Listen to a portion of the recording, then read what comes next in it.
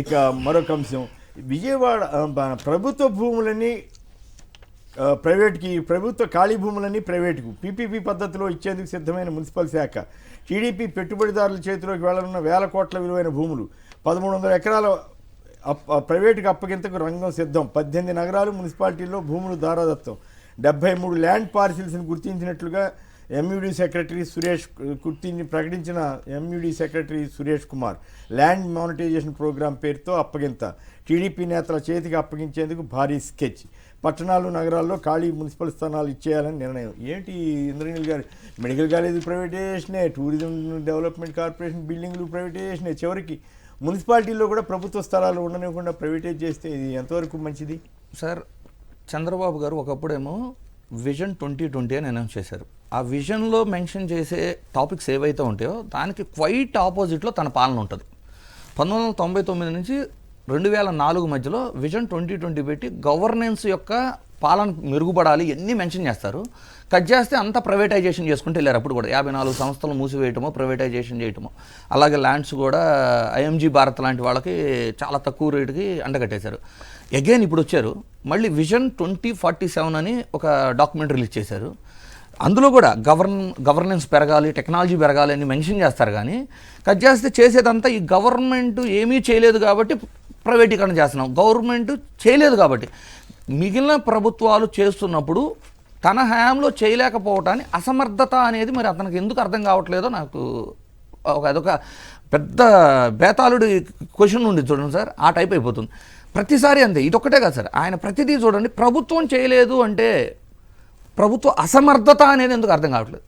అవును, ఒక ప్రైవేటు వ్యక్తి చేయగలిగినది ప్రభుత్వం చేయలేకపోవటాన్ని ఏ విధంగా చూడాలి ప్రజలు? అవును, ఇప్పుడు మెడికల్ కాలేజీలకు సంబంధించి 30% ప్రైవేట్ వాళ్ళు డబ్బులు వసూలు చేసుకోవచ్చు అనేది పెట్టారు కదా. బేసికలీ వాళ్ళ వాదన ఏంటంటే సార్, ప్రభుత్వ మెడికల్ కాలేజీలు అంటే పూర్తిగా 100% సీట్లు ప్రభుత్వం దగ్గరే ఉండాలి అనేది వాళ్ళ వాదన. అయితే ఇక్కడ ఏంటి, ఆసుపత్రుల సేవలు కూడా 70% మా ఉచితంగా ఇస్తామనేది గవర్నమెంట్ కాదు కదా సార్. ఇక్కడ ఒక ప్రాబ్లం ఉంది. ఎట్లా అంటే మీరు గతంలో ఉన్న గవర్నమెంట్ కాలేజెస్ ఏవైతే ఉన్నాయి అంటే గుంటూరు తీసుకుంటారో, వైజాగ్ తీసుకుంటారో, అలాంటి గవర్నమెంట్ కాలేజీల్లో బేసిక్ మెయింటెనెన్స్లకు కూడా బడ్జెట్ వచ్చి బడ్జెట్లో వీళ్ళు శాంక్షన్ చేసి అది మళ్ళీ వీళ్ళకి అంది. ఆ మెయింటెనెన్స్ ఇష్యూస్ వలన ఈరోజు మీకు బాగా క్వాలిఫైడ్ డాక్టర్స్ ఎక్కడ ఉంటారు? గవర్నమెంట్ కాలేజీలోనే ఉంటారు. కానీ అక్కడికి మనము ఆ వైద్యం ఎందుకు చేర్పించుకోలేకపోతున్నాం అంటే మెయింటెనెన్స్లు సరిగ్గా లేకపోవడం వల్ల, హైజీనిక్నెస్ లేకపోవడం వల్ల. సో ప్రైవేట్ కాలేజీలు అండి, ఇదివరకు జగన్ గారు వచ్చిన తర్వాత నాడు నేడు చాలా చేశారు. గుంటూరు ఆసుపత్రికి వెళ్ళాను కదా, చక్కగా నీట్ గా ఉంది. దాంట్లో గుండా కూడా అంటే comparison with the corporate hospitals తో పోల్చుకుంటే కొంత సరే ఉంటుంది.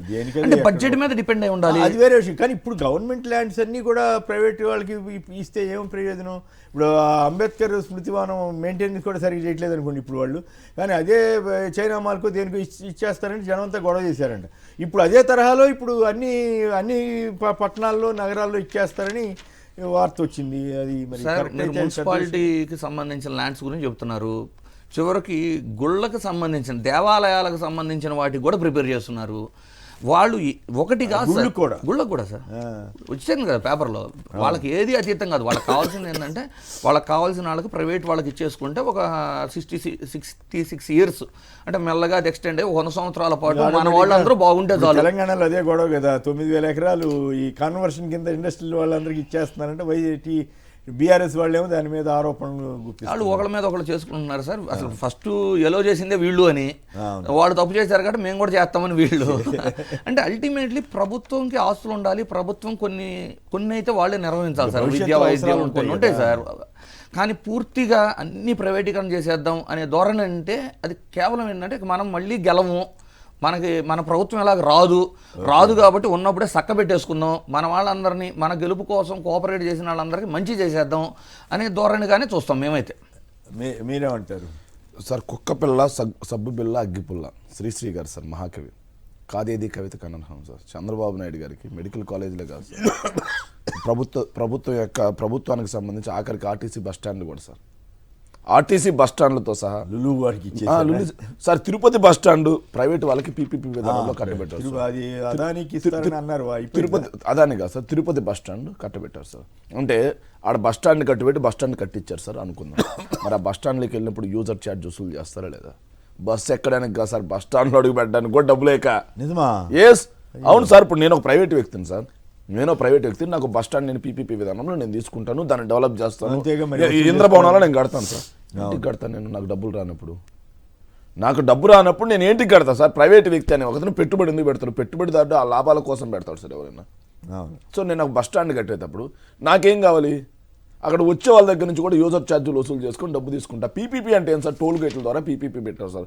రోడ్స్ వేసారు, బ్రహ్మాండం కాదనట్లే సార్. మరి టోల్ గేట్లు డబ్బులు వసూలు చేస్తున్నారు లేదా? మరి ఉచితం ఎక్కడుంది పీపీపీలో? సార్ చంద్రబాబు నాయుడు గారికి చెప్పాను కదా సార్, ఆఖరికి మెడికల్ కాలేజీల ప్రైవేటీకరణ చేస్తున్నారంటే కాదు, ఇప్పుడు ఏకంగా మున్సిపాలిటీల్లోనూ పట్టణాల్లో నగరాల్లో గవర్నమెంట్ ల్యాండ్స్ అన్ని ప్రైవేట్ వాళ్ళకి ఇస్తారట, లీజ్ పద్ధతి మీద ఇస్తారో మరి ఏమో. సార్ ఒక మాట చెప్తున్నాను సార్, 10 రోజుల ముందు, కేవలం 10 రోజుల ముందు రిజిస్టర్ అయిన కంపెనీలకి, 2 రోజుల ముందు రిజిస్టర్ అయిన కంపెనీలకి, 10 లక్షల రూపాయల మూలధనంతో, కోటి రూపాయల మూలధనంతో స్టార్ట్ అయిన కంపెనీలకి 1700 కోట్లు పెట్టుబడి పెడతా అంటే ప్రభుత్వమే భూమి ఇవ్వడమే కాకుండా 1000 కోట్ల రూపాయలు బ్యాక్ ఇస్తూ ఉంది రాయితీల రూపంలో. అంటే సార్ రాష్ట్ర ప్రభుత్వం అంత దౌర్భాగ్యమైన పరిస్థితిలో ఉందా? పక్క రాష్ట్రాల వాళ్ళు నవ్వుకుంటున్నారు సార్, సీరియస్గా. నేను ట్విట్టర్లో చూశాను సార్, నవ్వుకుంటున్నారు. సో ప్రైవేట్ కంపెనీలు వచ్చి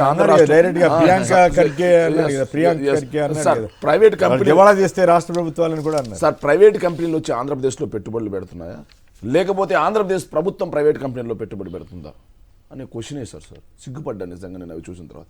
అదేవిధంగా తమిళనాడుకు సంబంధించిన ఒక అప్రల్ ఏదైతే ఒక తోలు పరిశ్రమ ఒకటి ఇక్కడికి తరలిపోతుందండి సార్, ఎక్కడికి కుప్పంకి వస్తూ ఉంది సార్.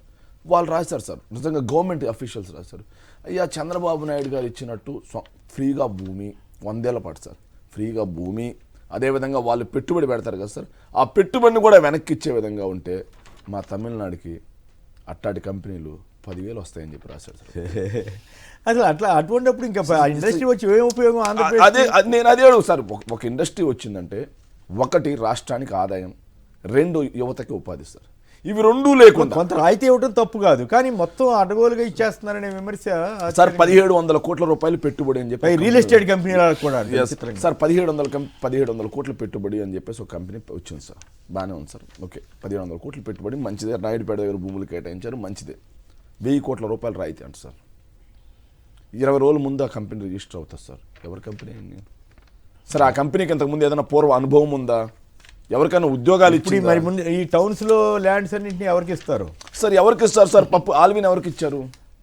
మీకు బాగా తెలుసు సార్, సీనియర్ జర్నలిస్ట్, మీ దగ్గర మేము నేర్చుకోవాలి. మీరు చూస్తూ ఉండగా 54 ప్రభుత్వ రంగ సంస్థలను మూసివేయడం, నిర్వీర్యం చేయడం జరిగింది సార్.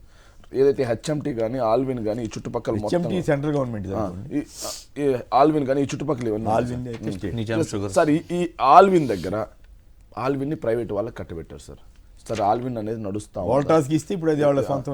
నడుస్తూ ఉందా, లేకపోతే అక్కడ రియల్ ఎస్టేట్ వెంచర్ అయిందా? మీరు చెప్పండి సార్. సో భూములను మొత్తాన్ని కూడా ఒక పద్ధతి ప్రకారం తనకు సంబంధించిన వ్యక్తులకి పప్పు బెల్లాల్లా కట్టబెట్టే విధంగా కుట్ర తప్పిస్తే ఎక్కడా కూడా ప్రజా ప్రయోజనం అనేది లేదు సార్. సో చంద్రబాబు నాయుడు గారు ఆనాడు ఐఎంజీ భర్త చూసాం సార్, తర్వాత Lulu sir. Sir YSR Congress party అధికారంలో ఉన్నప్పుడు ఎన్ఆర్బిట్ మాల్ అని చెప్పి ఒక మాల్ తీసుకొచ్చాం సార్, విశాఖపట్నం. మేము ఎక్కడా రాయితీలా, ఎక్కడా డప్పు కొట్టుకుని వచ్చారు కదా వాళ్ళు, బాగానే ఎక్కడా రాయితీలా sir. Inorbit mall next year ready, ఇనాగ్రేషన్కి రెడీగా ఉంది సార్ ఎన్ఆర్బిట్ మాల్. మరి మేము ఏడ చెప్పుకోలేదే. లులు అనే కంపెనీ 2017లో భూములు ఇస్తే 2019 వరకు ఎక్కడైనా తట్ట మట్టి కానీ ఒక ఇటుకు కానీ పెట్టారా? లులు వెళ్ళిపోయింది అన్నారు సార్. మళ్ళీ ఇప్పుడు లులు వాళ్ళు గుజరాత్లో 500 కోట్లు పెట్టి ల్యాండ్ కొనుక్కుంటారు సార్ మాల్కి. మనం మాత్రం మనకు బాగా ఇష్టమైన వ్యక్తి చంద్రబాబు నాయుడు గారికి అత్యంత అనుగు మిత్రుడు ఉన్నట్టున్నారు సార్. గవర్నర్ పేట బస్ స్టాండ్ సార్, నిజంగా కొంతమంది సీనియర్ సిటిజన్స్, నాకు విజయవాడలో కూడా కొంతమంది సీనియర్ సిటిజన్స్, అంటే నేను మీడియాలో మాట్లాడుతుంటా కాబట్టి చాలా మంది కాంటాక్ట్స్ ఉంటారు. ఒక సీనియర్ సిటిజన్ ఒక అతను ఫోన్ చేసి ఆవేదన చెందాడు సార్, అయ్యా గవర్నర్ పేట బస్ స్టాండ్ ఏంటా ఇది, ఇంత దుర్మార్గంగా చంద్రబాబు నాయుడు చేస్తా ఉన్నాడు అంటే, నీకు లులు బాగా మిత్రుడైనంత మాత్రం గవర్నర్ పేట బస్ స్టాండే కట్టబెట్టావంటే నువ్వు. ఇక ఆయన ప్రైవేట్ గురించి మనం మరో అంశంలోకి వెళ్దాం.